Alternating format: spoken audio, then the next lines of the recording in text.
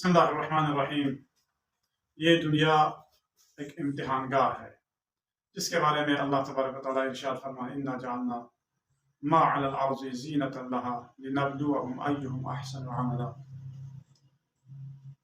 روئے زمین پر جو کچھ موجود ہے اسے ہم نے زمین کے لیے زینت بنائی تاکہ ہم انہیں آزمائیں کہ ان میں سے اچھا عمل کرنے والا کون ہے۔ اور وہی ہے جس نے آسمانوں اور زمینوں کو 6 دنوں میں بنایا اور اس کا عرش پانی پر تھا تاکہ وہ تمہیں آزمائے کہ تم میں بہتر عمل کرنے والا کون ہے۔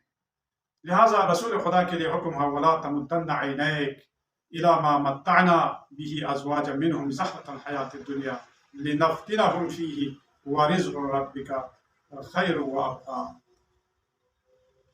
اے میرے رسول، دنیاوی زندگی کی اس رونق کی طرف اپنی نگاہیں اٹھا کر بھی نہ دیکھیں جو ہم نے آزمانے کے لیے ان میں سے مختلف لوگوں کو دے رکھی ہے، اور آپ کے رب کا دیا ہوا رزق بہتر ہے اور جو زیادہ دیتا ہے جو آپ کے لیے عطا کی ہے۔ لہٰذا یہ دنیا ایک امتحان گاہ ہے۔